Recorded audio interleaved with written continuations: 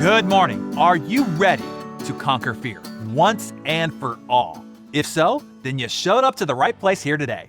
Overcoming and conquering fear is something that I have studied intensely because of my having to mentor and train CEOs and entrepreneurs in helping them realize their inner potential and achieve their big ideas. So over the next 5 sessions, I'm going to show you how to, once and for all, face down the fears that might be holding you back from the results, the success, and the life that you were meant to live. The first thing to know is this: fear is not real. Sure, it feels real. The pounding heart, the knocking knees, the sweaty palms, those are real symptoms. But the thing we're actually afraid of is an illusion. It's a complete invention of the mind.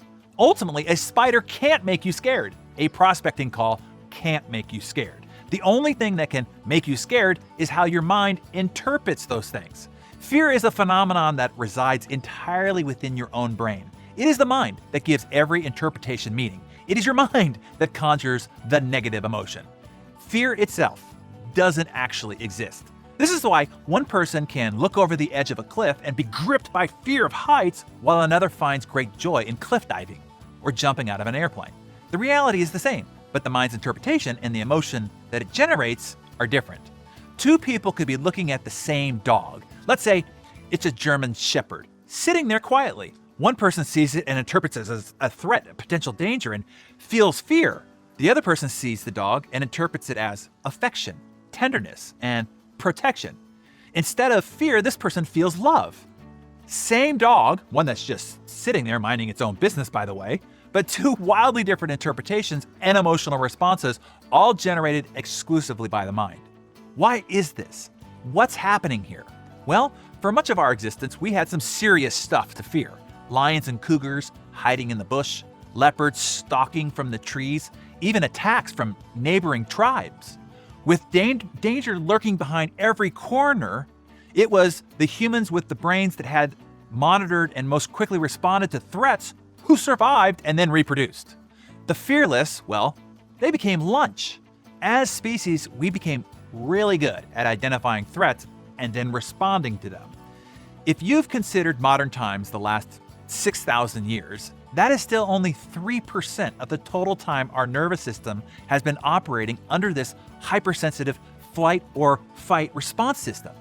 If you were slow on the threat sensing, you were lunch. The stakes were high by necessity. Today, we are not under the same sort of constant mortal threat in our day-to-day environment. But much of our primitive brain is still here, operating at full throttle. It's still doing its job, triggering the same nervous system responses to threats. The only problem is now, instead of lions and cougars and leopards, our nervous system is triggering the same responses when we look at a telephone before making a prospecting call or standing in front of a small group to give a presentation. This is why we have disproportionate fear responses to inane modern activities. We're using a primitive tool to run a modern-day life. That means it's time to update your operating system, or at least hijack it with a workaround. The first thing to do is this: get real. That means get a grip, gain proper perspective. You want to separate reality from fantasy. Look, man, it's not a lion, it's a phone. If you dial it and the other person answers it, they can't eat you, right, Mark? If you stand in front of a small group, they're not going to pillage your village. If you stand alone on stage to give a presentation, the audience is not going to attack you. You are in no mortal danger. A good question to ask yourself before doing anything you think you fear is, if I do this, am I going to die? If the answer is no, then your fear is made up, grossly over-dramatic, and should have no power over you. If you get a grip and take back over the reins. So let's clear this one up once and for all.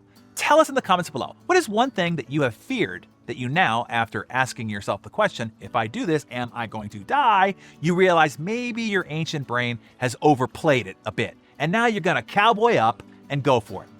I look forward to seeing who's gonna strap on their chaps in the comments below.